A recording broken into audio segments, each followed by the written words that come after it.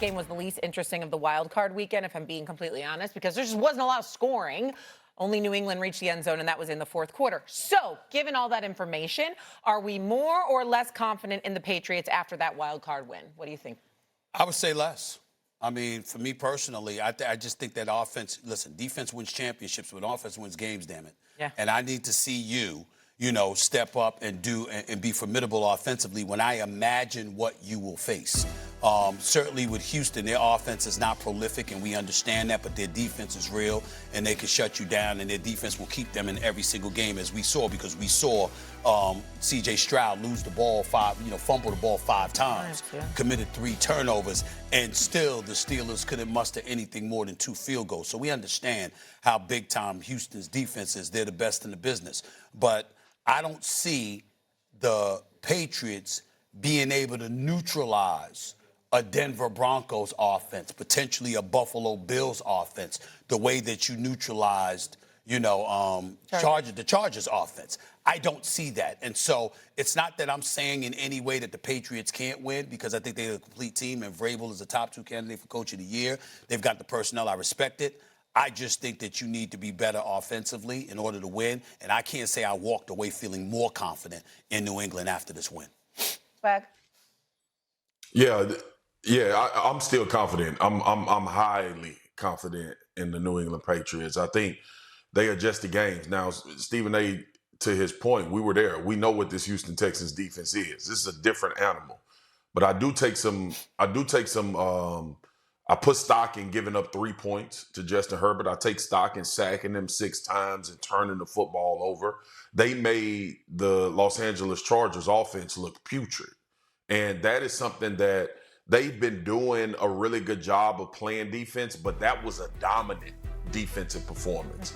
And now walking into this Texans game, C.J. Stroud worried me a tremendous amount against the Pittsburgh Steelers defense based on what we saw. So I'm confident in this Patriots team.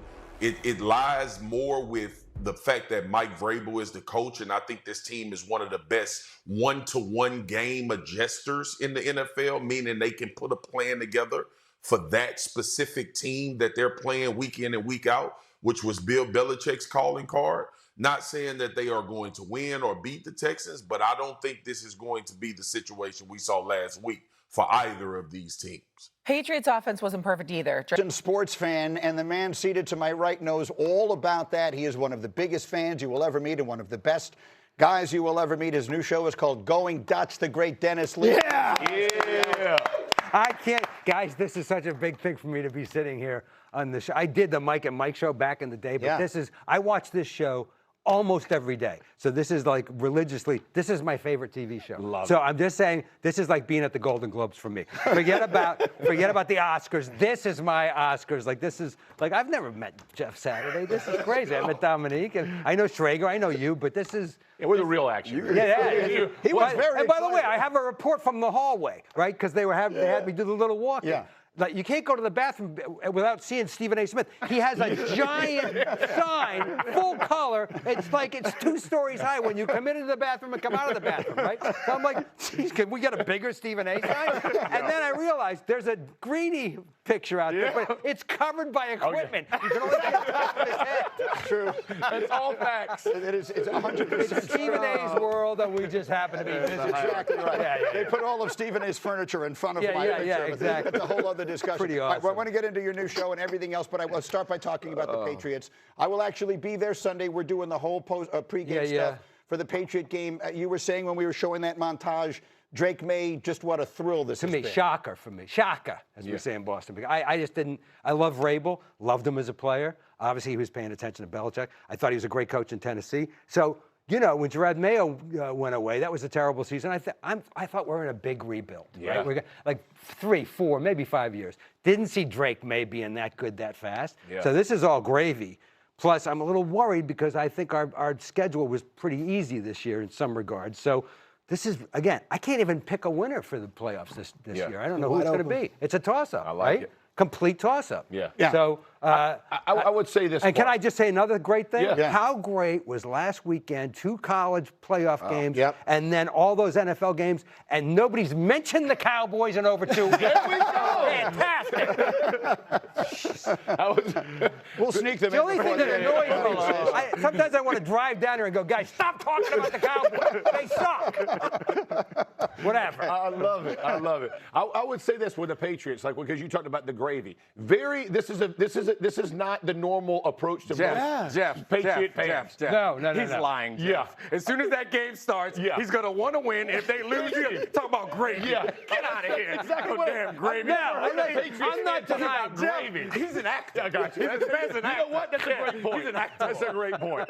I'm not denying that I'm going to be basically pacing and giving the finger to the screen quite often during the game. But I mean, no, I will be out of my mind. Yeah. I will be out of my mind. That's more like it. That's more like some honesty. No, listen, When you you see have them to, Texans boys. You have to understand, if it's a Boston team in any sport, like Saturday was great. I was in L.A.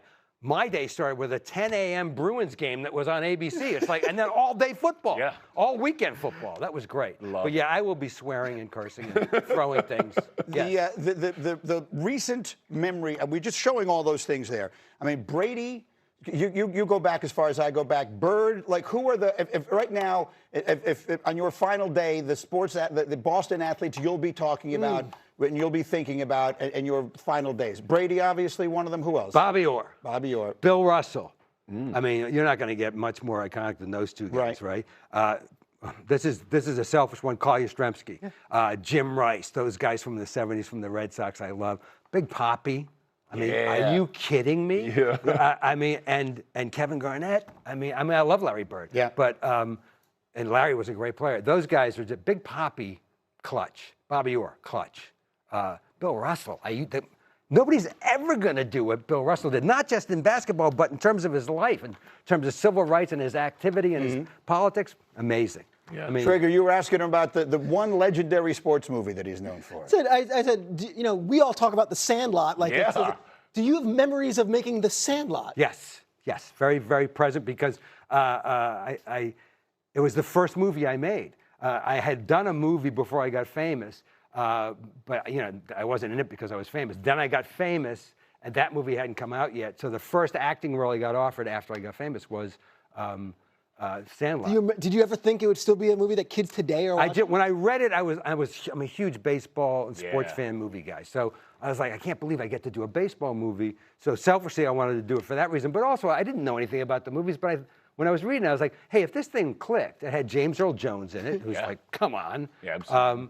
That was amazing to meet him and work with him. My God. But I thought if it clicked because of the kids, it might have a chance, But the reason I remember it so much is because every time we had to do a take, we had to find the kids or my son, because there was like a bunch of them and they were kids. Yeah. They didn't really, they were making a movie, but they were really going through puberty. Yeah. And I was telling you guys, like Benny the Jet, we could never find him because he was making out with my son's sister, who was also his age.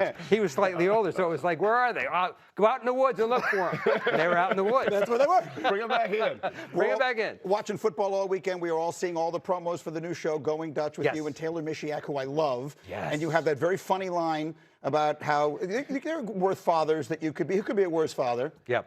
I said to her, this was an improv, by the way, because there was a great scene that was written about me defending my bad dadship. And so I didn't tell her, and I said, listen, worst dads are me. And she's like, who? And I was like, Stalin, Bing Crosby, and Marvin Gaye's